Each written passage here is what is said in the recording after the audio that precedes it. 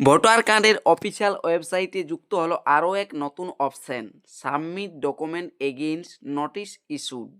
এই অপশানটি কেন যোগ করা হলো, এই অপশান থেকে কারা কাজ করতে পারবেন, কারা এই অপশান কাজ করতে পারবেন না, বা কাদের এই অপশানটি কাজ করা বাঞ্ছনীয়, আজকের ভিডিওতে আমি আপনাদেরকে এটাই দেখাচ্ছি। দেখুন, এখন এসআইআর পর্বের কাজ চলছে।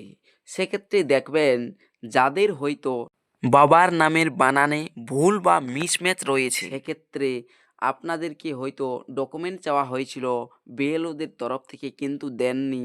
সেক্ষেত্রে আপনারা যারা ডকুমেন্ট দেননি তাহাদের নোটিশ আসতে পারে। সেই নোটিশ মারফত submit document against notice issued এই অপশানে ক্লিক করে ইন্টার এপিক নম্বর অথবা নোটিশ রেফারেন্স নম্বর এই জায়গাটাতে দিয়ে সেন্ড ওটিপি ক্লিক করে আপনাকে যে কোনো একটি ডকুমেন্ট, অর্থাৎ যে ডকুমেন্টটি আপনার ঠিক রয়েছে সেই ডকুমেন্টটি সাবমিট করতে হবে।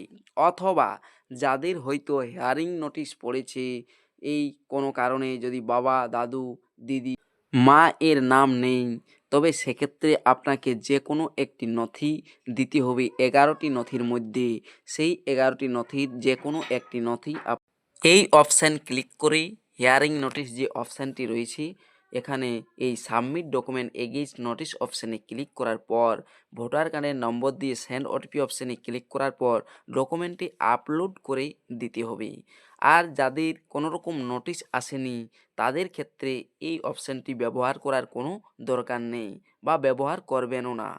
ভিডিওটি শেষ পর্যন্ত দেখার জন্য অসংখ্য ধন্যবাদ।